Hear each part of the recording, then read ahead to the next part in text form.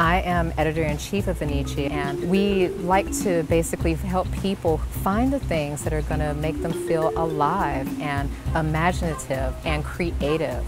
So after a meeting with the Africa channel, we were kind of tossing around ideas, and now we're partnering up on this campaign.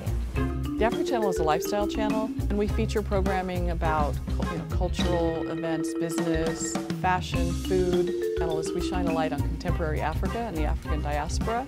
When Joy and Jordan pitched this project to the Africa channel, we knew we had to get involved.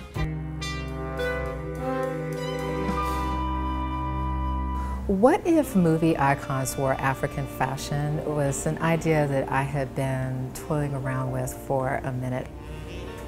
She's like, I have our next campaign. And she starts talking it out, and I'm immediately blown away because this is on the heels of a campaign we did last year called What If Guys Were Social Networks. And we wanted to continue a conversation in that vein, but also amplify the message. And what better way to do it by pairing fashion, by pairing entertainment, and by pairing luxury and doing a campaign with the Africa channel. We wanted the conversation to be about fashion and to especially be about emerging designers from emerging economies, developing economies of Africa. And the people of the African diaspora have inherent luxury and glamour and craftsmanship and tailoring and beadwork and metalwork and weaving. It is part of the culture. So, starting with Breakfast at Tiffany and the character of Holly Golightly. What would that character look like if she was a modern day girl and was wearing African fashion?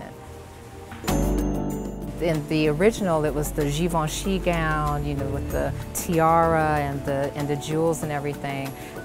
I didn't want it to be like, okay, if Holly Golightly was in Ghana, what would that character look like? It's actually beyond race. There's really more about the style and about the designers. When you really break it down, luxury has originated in Africa. We've always been the provocateurs of style. We define fashion as trends, as the next cool thing. Style separates yourself from the masses, and then for the most part, the masses follow fashion. Pieces can change very easily, but the style cannot change. Clothing helps you tell a story without having to tell a story. It's really important to understand that you don't have to be African for this campaign to make sense to you. African fashion is not just prints. You're dealing with lots of culture. You're dealing with lots of tradition. It was not so much about trying to mimic. It was more about the personality, the feel, the idea of the character, and making something modern and fun.